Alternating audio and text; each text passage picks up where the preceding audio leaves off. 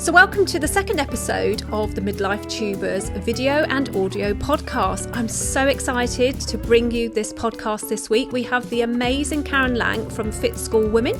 My name's Anita Wong. I will be your host today. Let's jump straight in and let's learn more about using video for your business. So welcome to this week's podcast, all about getting started and getting on YouTube and being on YouTube as a business owner. So today we're joined by Karen Laing, and I'd like her to just say who she is and what she's doing and how she works with people.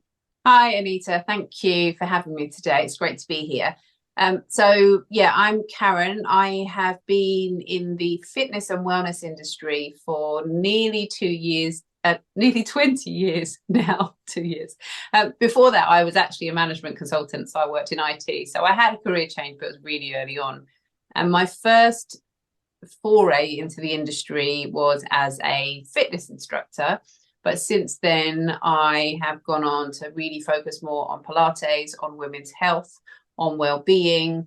And my main reason for still being in the industry is thinking about older adults. So I'm a real future-proofer when it comes to fitness. And that, for me, I've never really been interested in the whole aesthetic, get a six-pack, booty burn, that kind of thing. I'm very much interested in the long term and seeing the benefits and helping people to really get a fitness habit that they can fit into their life and that just makes them feel better now.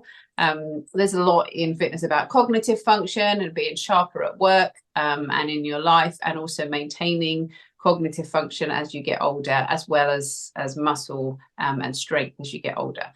So I run a fitness business with my husband, Chris, in Epping, in Essex. We've had that business together for 10 years, nearly 11 years.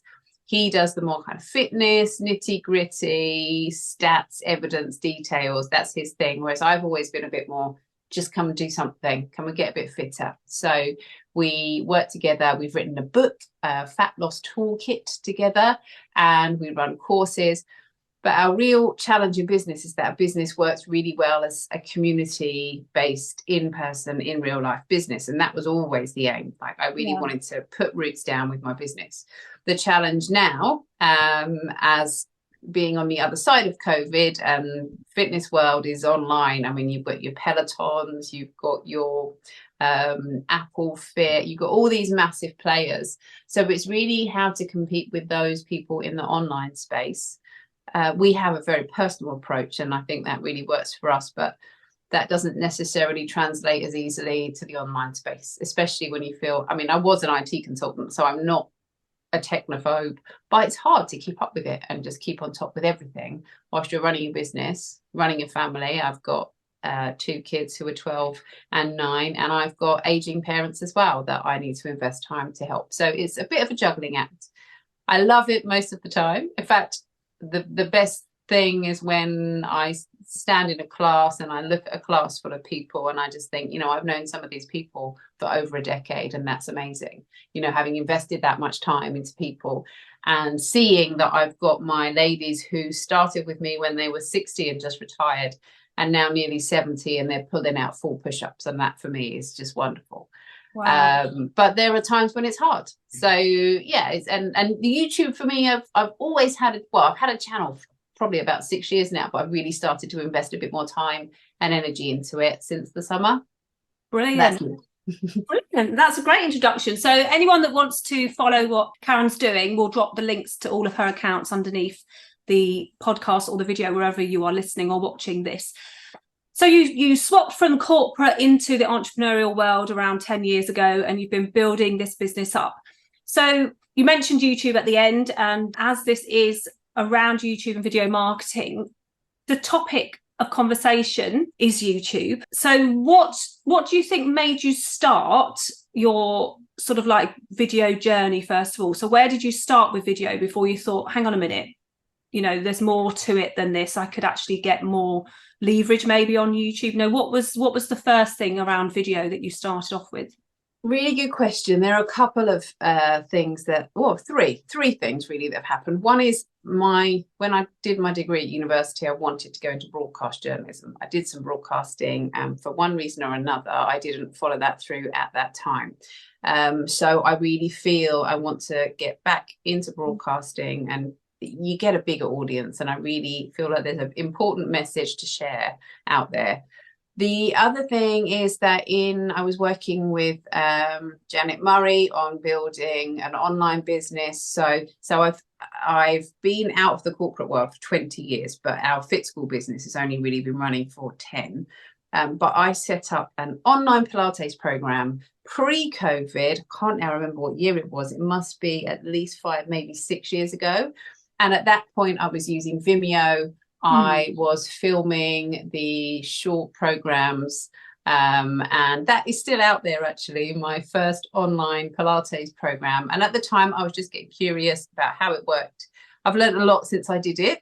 But that for me was like, well, this is actually really useful. I can get the classes that I want to teach in a bite-sized format. And at the time I was questioning my clients, and they couldn't make my in-person classes because they were traveling with work. So I had Pilates in a hotel room, and Pilates for the morning, and Pilates for the evening, because some people like to do Pilates at 7 a.m, So I was able to structure the program around the sorts of things that people wanted. I've been in business long enough to know that what I want to teach people has to meet with what people want from me. And it's that sweet spot in the middle. So I started with Vimeo. I've since moved over to YouTube.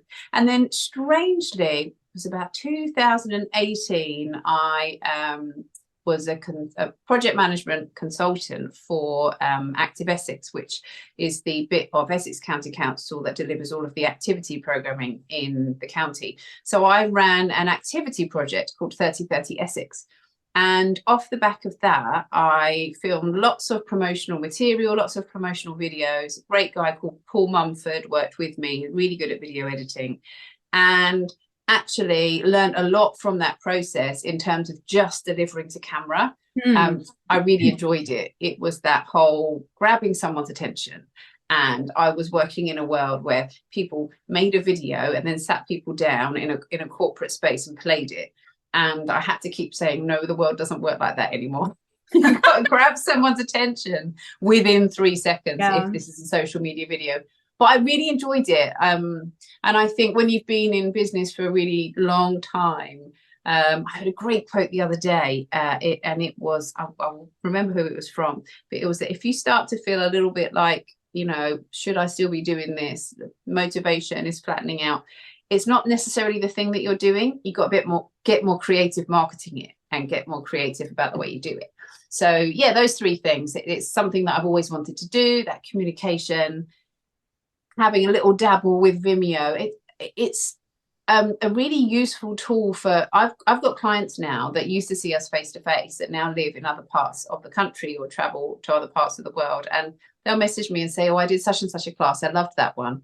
And it was good. I actually think that's what COVID taught me as well, was that quite a lot of my clients prefer to see a recording of me teaching to real people than me teaching to camera.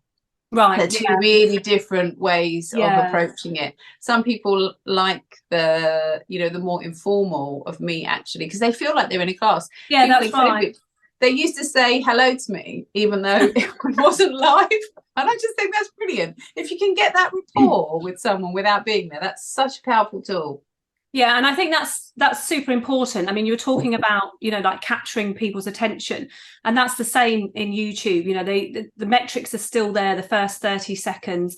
So many people watched your video up until the first 30 seconds. So that period of time is like known as the hook, and that's what you've got to like really capture people's attention. So we'll talk about how you're using that now.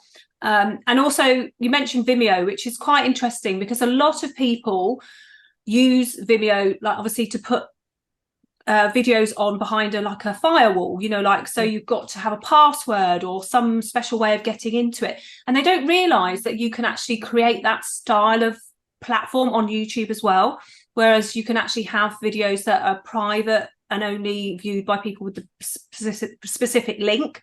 and things like that. So that's why it's quite interesting that, you know, obviously with Vimeo, obviously it's a lot behind the firewall. You can have like your courses and things like that, whereas actually YouTube have developed so much so now that you can do all of that on YouTube, including having memberships and things like that. I didn't know that. And is there a limit to, you know, do you have to have a certain amount of followers or watch time to do that? Yeah, there's a certain amount. I think for subscribers and membership wise, they've lowered it down to 500 subscribers for the membership tariff, but you do have to have a certain amount of watch hours. Let me just have a quick look at that, because I have a client who's just nearly there, and we're just watching their watch hours to check whether they're there. So you have to have 500 subscribers, 3 videos uploaded in the last 90 days, and 3,000 public watch hours. Okay.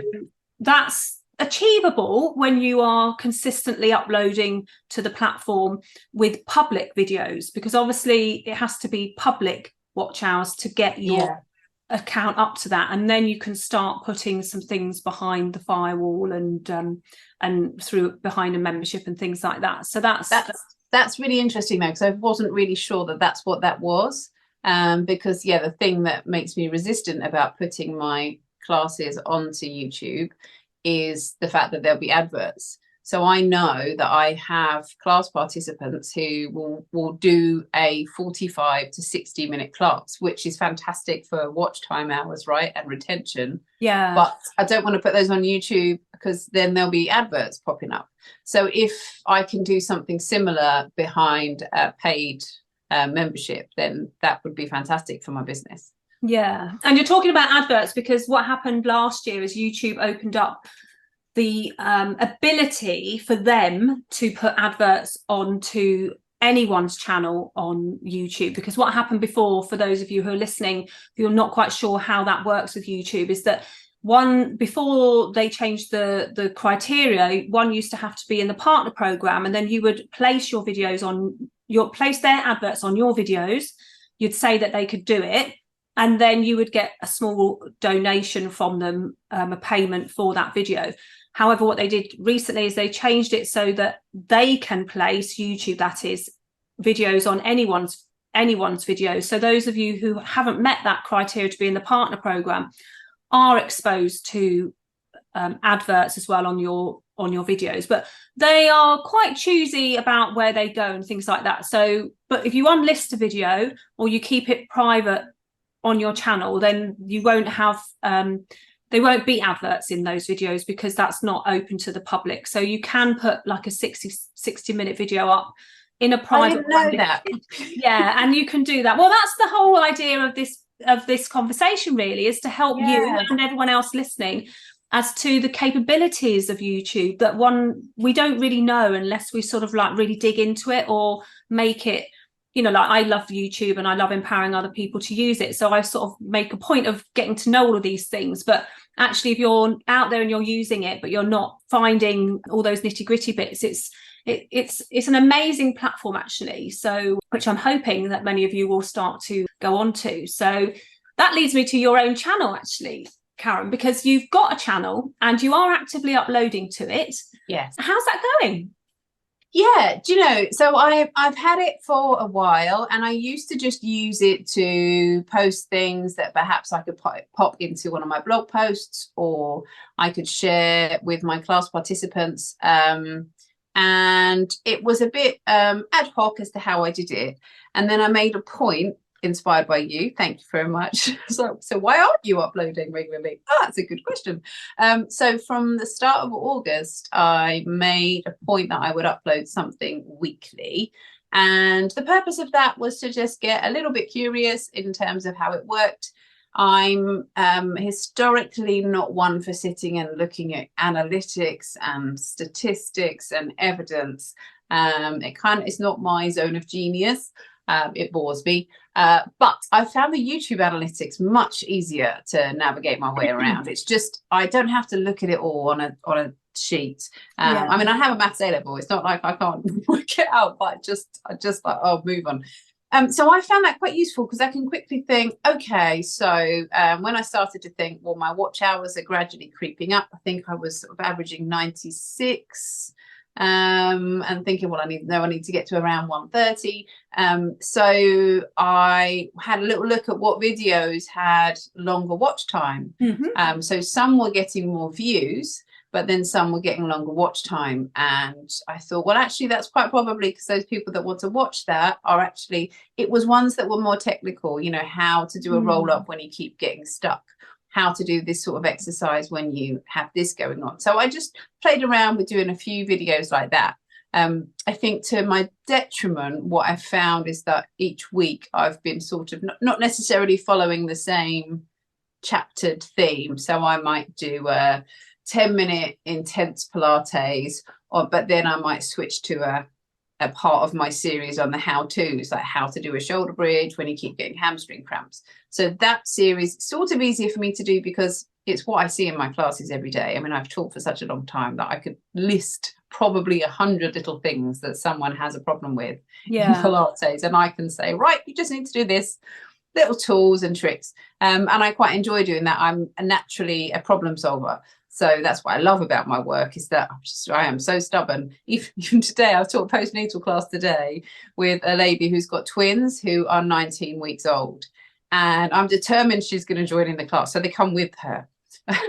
Determined she's going to join in. So I've got one twin I'm trying to teach. And but that's just the way that I am.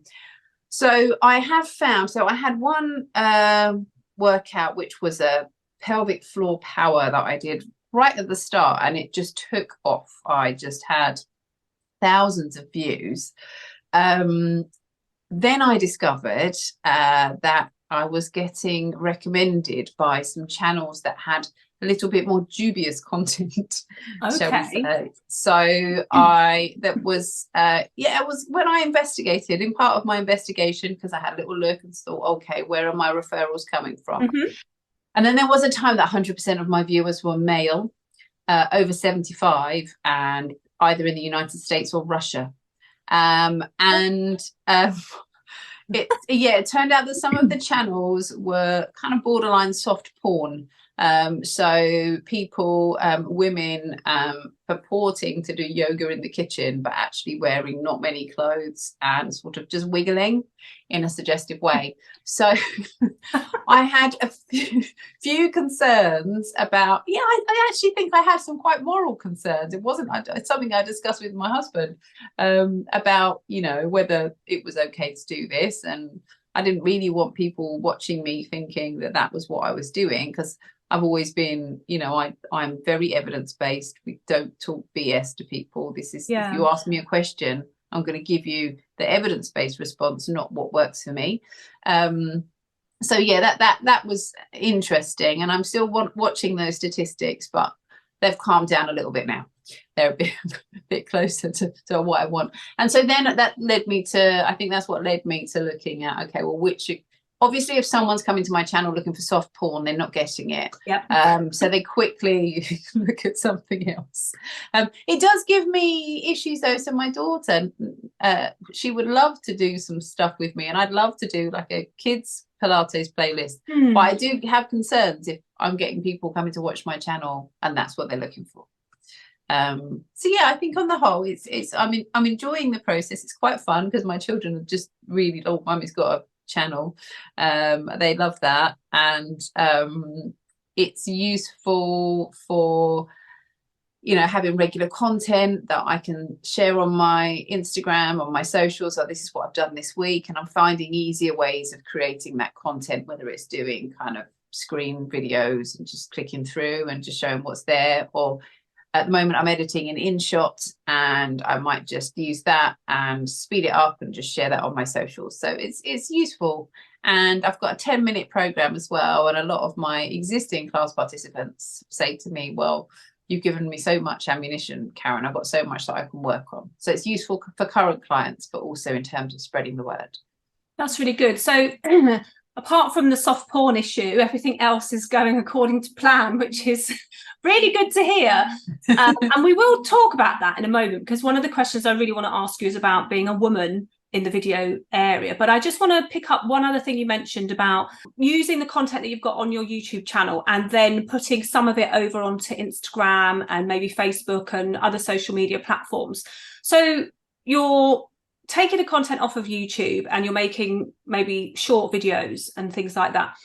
So have you ever considered doing it the other way round? So in other words, using the content which you've got, so you're making a long form video, but actually creating the reels and the TikToks in the lead up to the long form video. So in a way, sort of like encouraging the viewers on Instagram and YouTube to come over to your YouTube channel once a week to actually consume the longer content.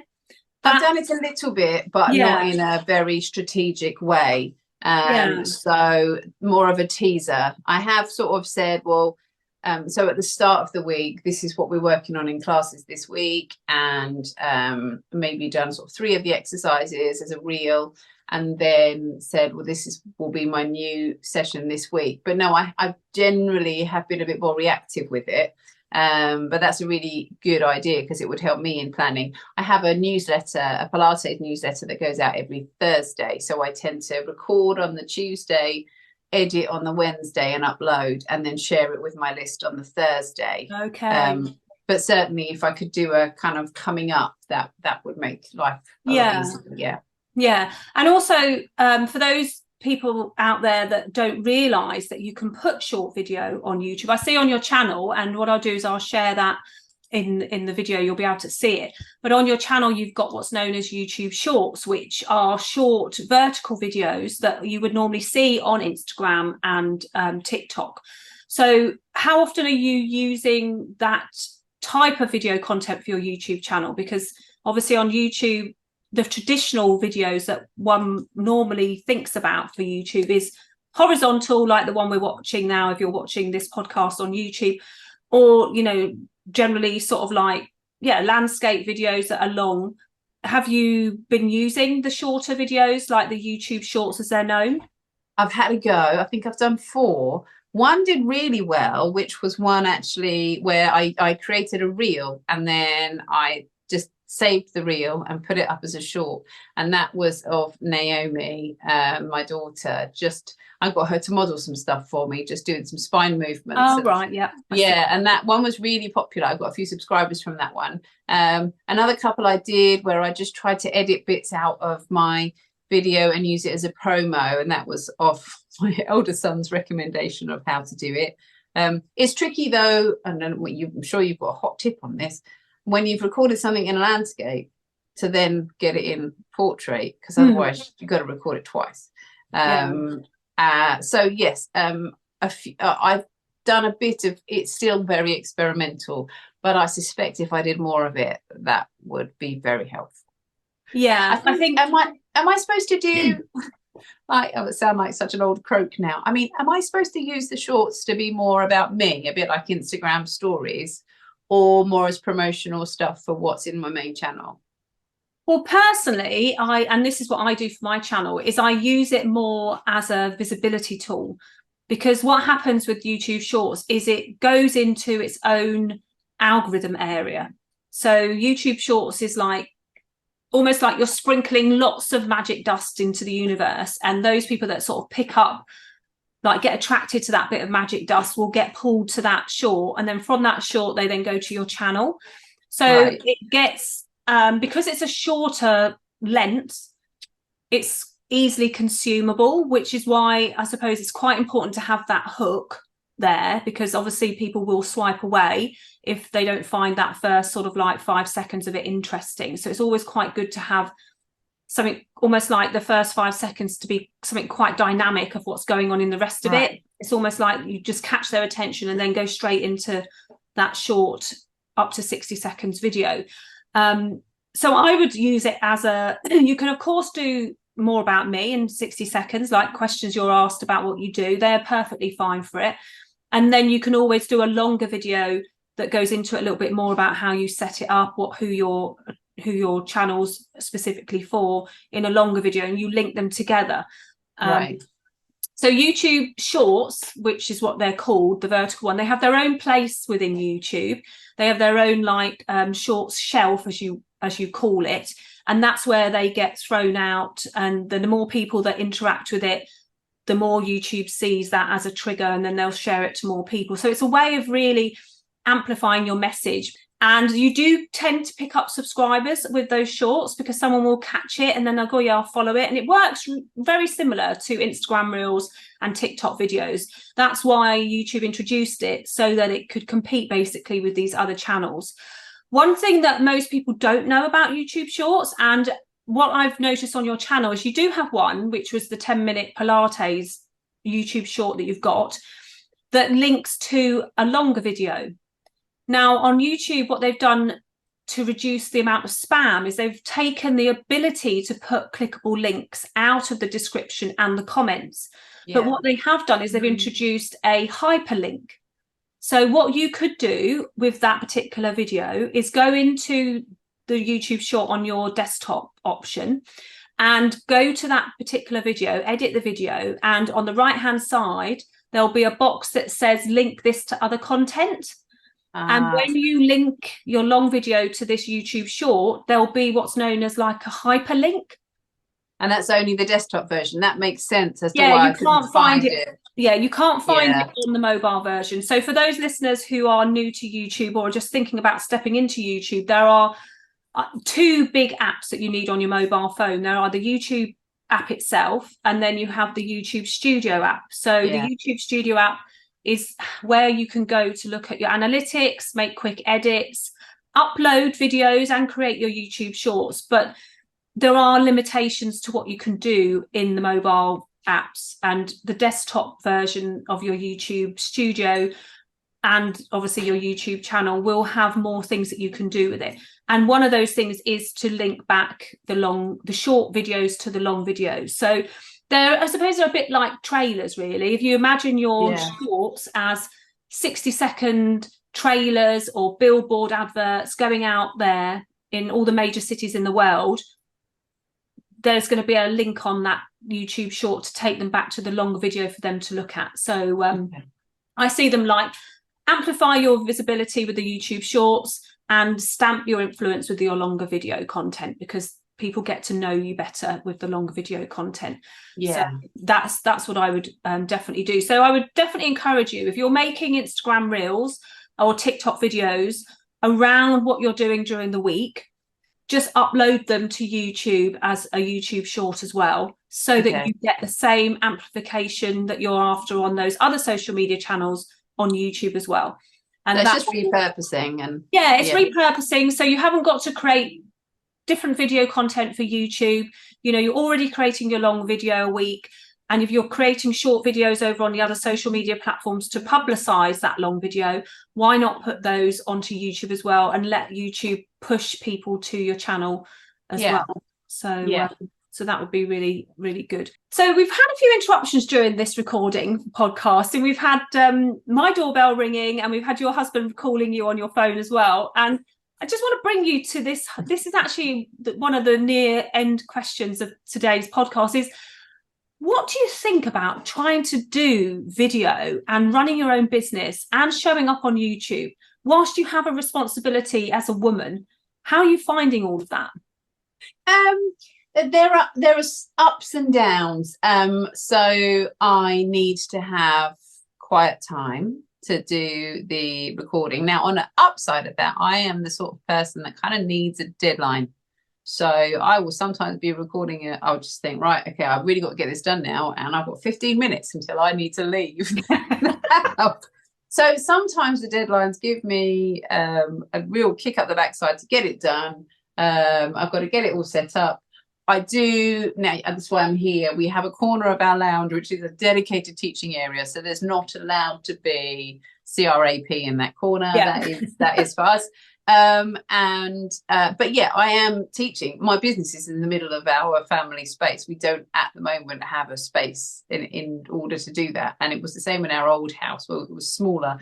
and we were literally in the middle of the downstairs of our house. So it does feel a little bit like we're in the middle of the family home.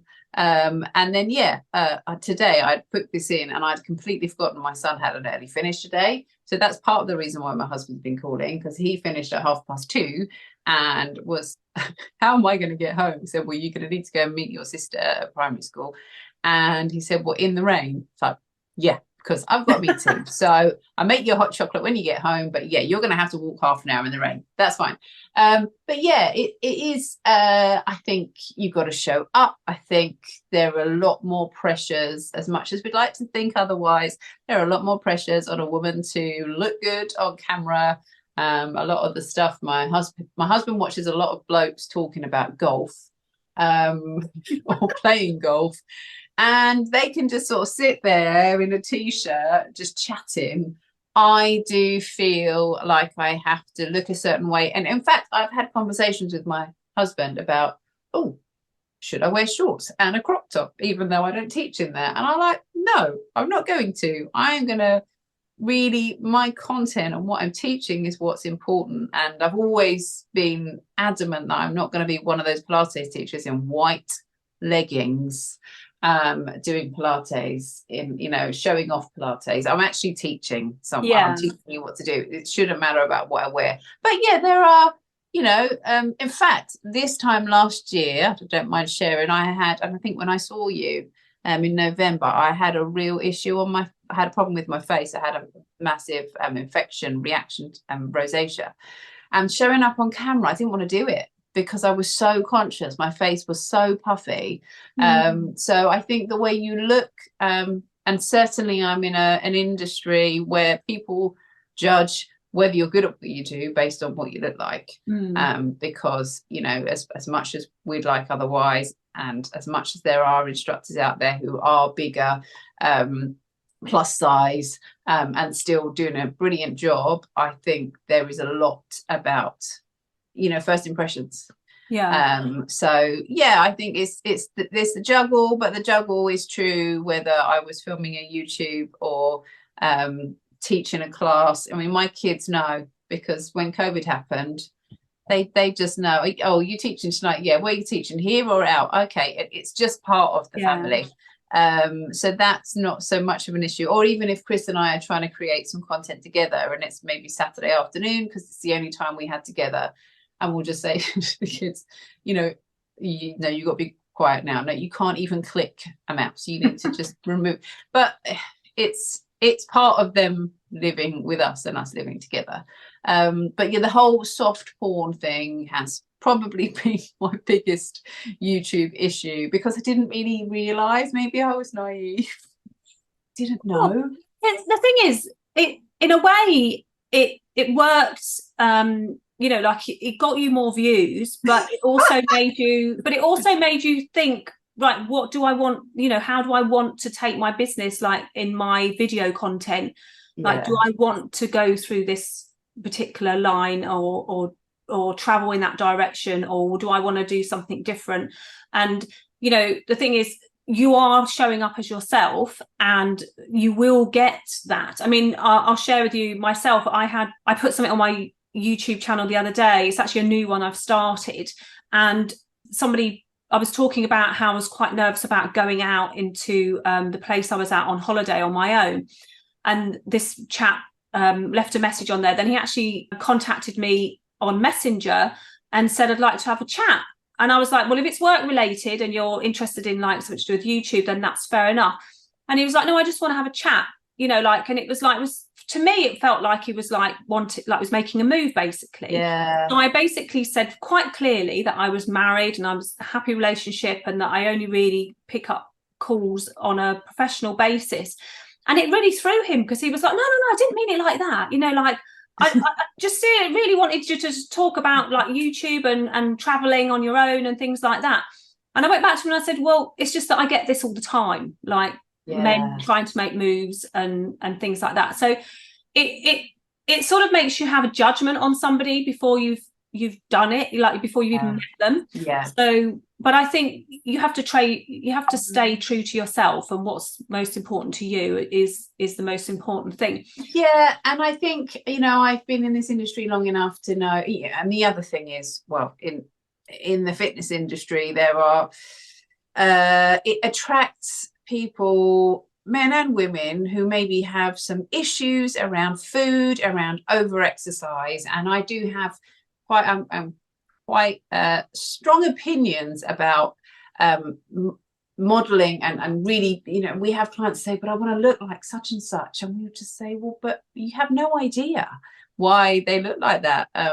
So I do have some quite strong opinions on selling fitness based on what you look like, because it's not always a true picture. I mean, one of the reasons I stay slim is because I have a lot of anxiety issues, and sometimes that means that I'm struggling to eat. I mean, I'm a lot better now, but times when I get quite thin to the point that I don't look healthy, I know it's because I'm going through a real tricky patch with anxiety. So I just think, therefore, I've never wanted to sort of show up in crop top and leggings and, you know, do the whole these are my abs thing, because it just, for me, isn't what I'm about. I'm very much so I've tried and just wear what I would wear when I'm teaching a class. And I think playing the long game, I think this is what I'm learning about YouTube, is that you can look at the stats and think, if I did more of this, I might get this. If I did more of that, I might get that.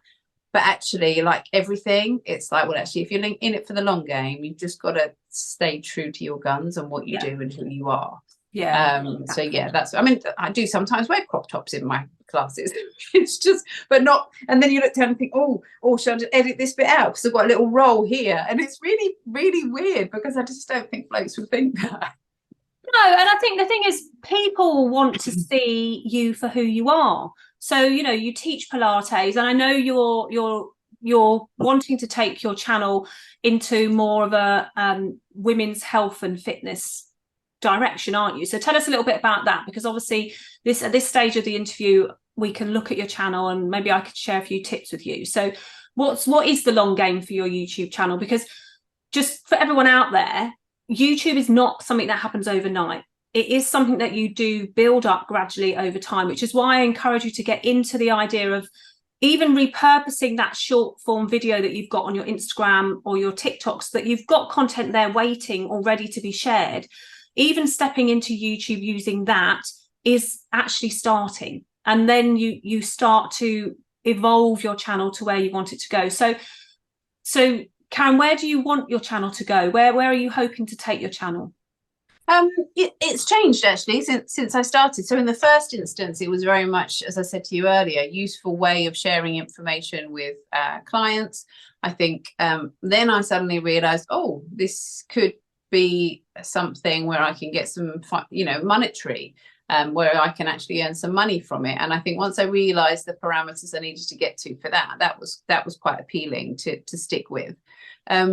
Then I'm very keen to be able to start to build more of an audience.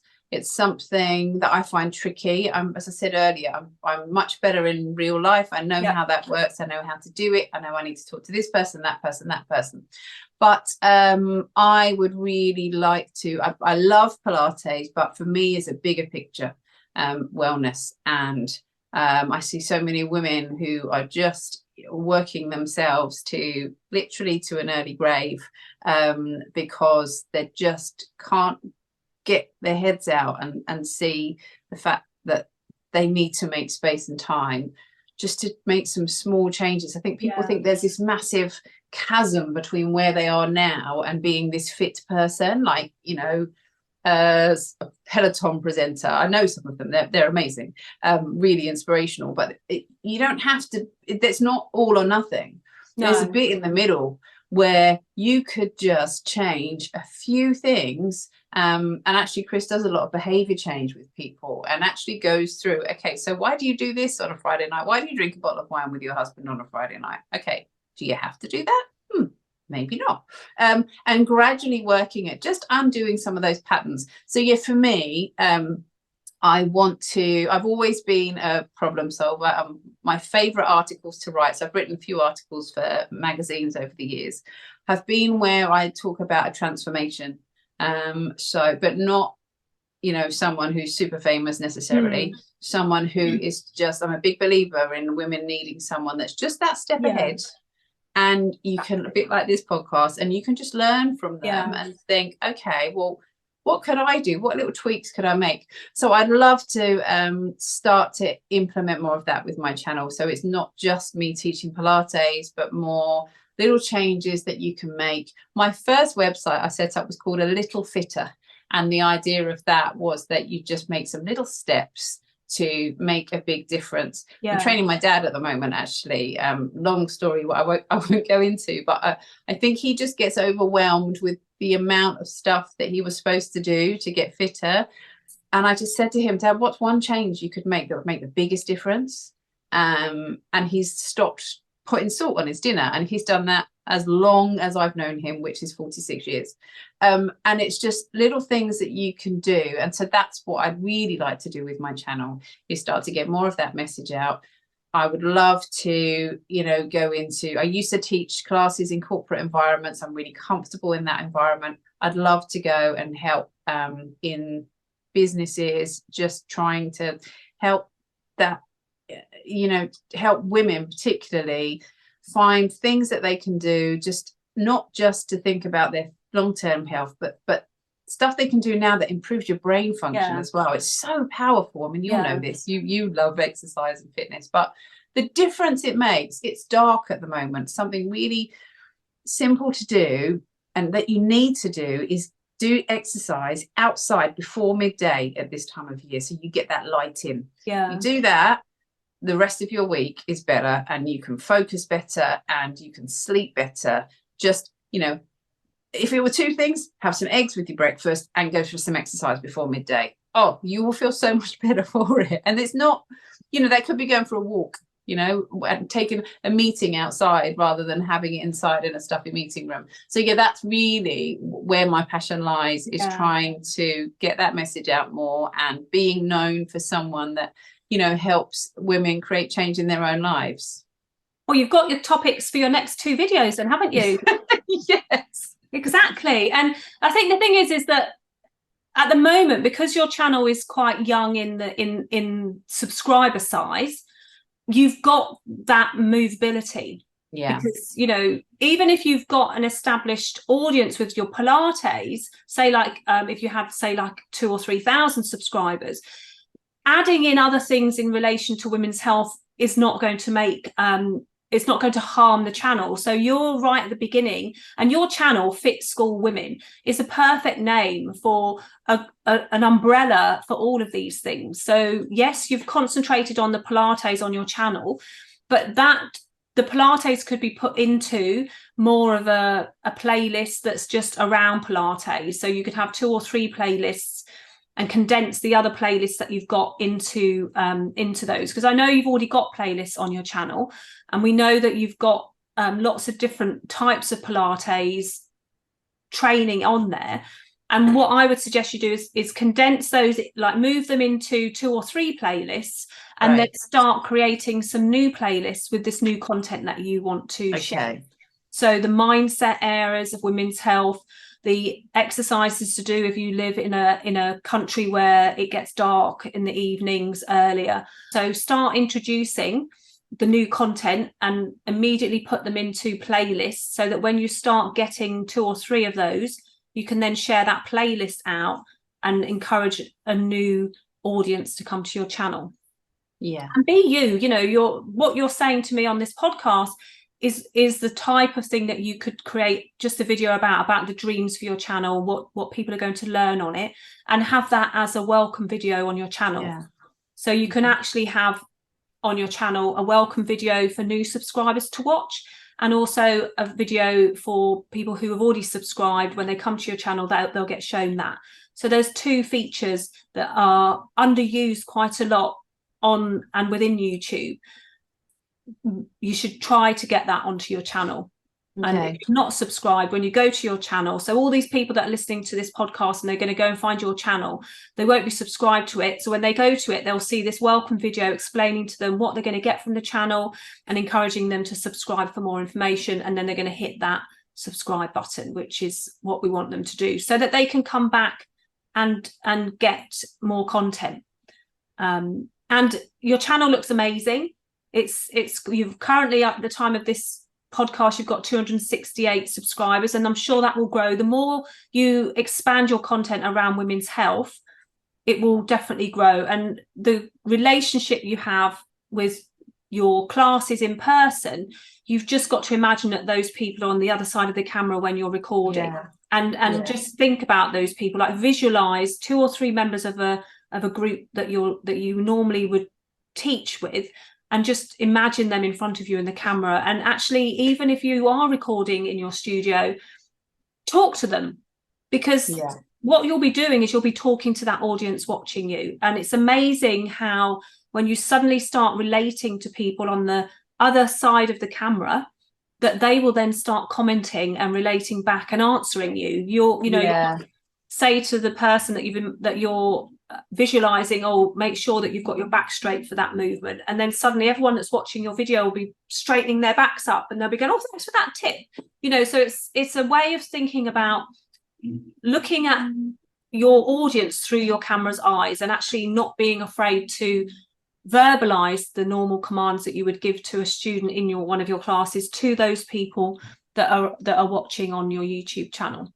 Yeah, that's great advice. Thank you. I think the more I'm doing it, the more I'm kind of relaxing into it, and just, being, although, in a real life class, I may occasionally just go totally off topic, but we can't do that so much in YouTube. But yeah, I think something I'm struggling with at the moment is getting any kind of feedback or comeback. So I'm just trying to experiment with ways of asking people to comment or leave a comment or get in touch, because I think once I start to get that, I'll feel then I've actually got followers. I think that's one of the hardest things I think some people find doing, is to actually ask for action. But if you don't ask for it, your audience don't know what they need to do. So a simple, going through the motions when you're like doing some technique and saying, if you're enjoying this particular part of the video, then don't forget to smash that like button. And if you want to learn more about your pelvic floor exercises, then don't forget to hit that subscribe button. Those ways of bringing it into the conversation instead of waiting to the end of the video. Right. Yeah. And I personally don't tend to ask for subscribers at the very beginning of the video, because they don't really know what they're experiencing at the beginning. But if you implement it through the journey of the video, they're more likely to take action whilst they're watching and listening to video, especially as most people watch and listen to YouTube on the mobile phone. It's quite easy for them to like lean forward and just smash that subscribe button whilst they're watching the video. That's but if you ask them to do it whilst they're doing something else, they make that connection with, oh, I'm definitely going to subscribe, because then I can learn about the next part of this journey with Karen, about whatever it is that you're teaching. So it's bringing those small messages into the actual way that you record your videos as well will really help